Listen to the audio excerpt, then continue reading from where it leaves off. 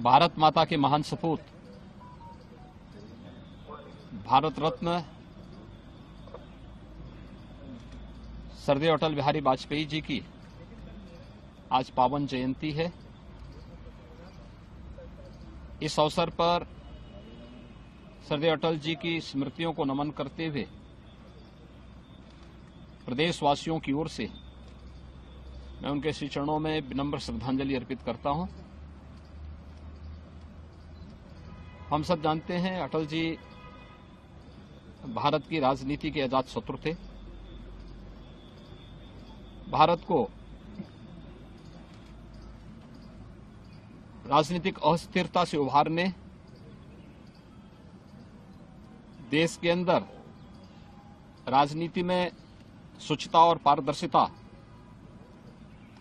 का एक आदर्श प्रतिमान उन्होंने रखा था और यही कारण है कि आज पिछले 9.5 वर्ष से प्रधानमंत्री मोदी जी के नेतृत्व में भारत ने विकास, सुरक्षा और सुशासन के जो नए प्रतिमान स्थापित किए, इसकी आधारशिला श्रद्धेय अटल जी ने अपने शासन काल में रख दी थी। आज का दिवस सुशासन दिवस के रूप में भारतीय जनता पार्टी भी और सरकारें भी आयोजित कर रही हैं, श्रद्धेय अटल जी का स्मरण कर रही हैं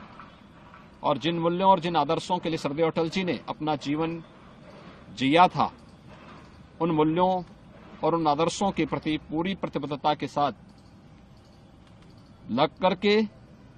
कार्य करने का संकल्प भी ले रही है। श्रद्धेय अटल जी का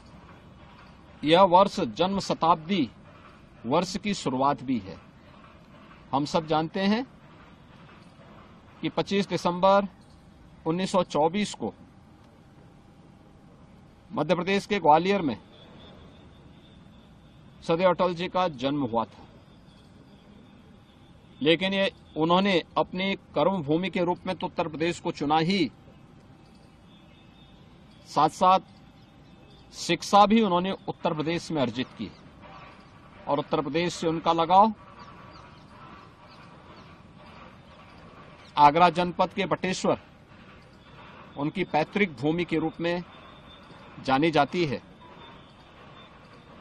इन एक वर्ष के अंदर श्रद्धेय अटल जी की स्मृतियों को जीवंत बनाए रखने, उनके जीवन के हर एक उस पक्ष को जिसने समाज और राष्ट्र को एक नई दिशा दी है, सार्वजनिक जीवन में स्वच्छता और पारदर्शिता कैसे होनी चाहिए, इसके लिए प्रशासन की दक्षता को बढ़ाने के लिए जहां सरकार नई दिशा में प्रयास करेगी, वहीं साथ ही साथ साहित्यिक क्षेत्र में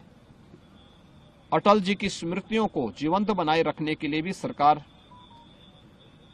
अलग अलग प्रकार के कार्यक्रम ग्राम पंचायत स्तर से लेकर के प्रदेश स्तर तक,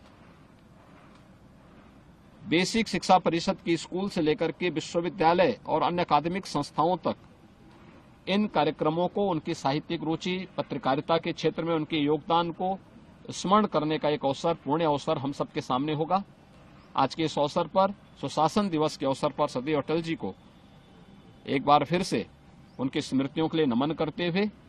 विनम्र श्रद्धांजलि अर्पित करते हैं। अगर आप ये वीडियो YouTube पर देख रहे हैं तो हमारे चैनल को सब्सक्राइब करें और बेल आइकन को दबाना ना भूलें। अगर आप Facebook पर ये वीडियो देख रहे हैं तो हमारे पेज को लाइक करें।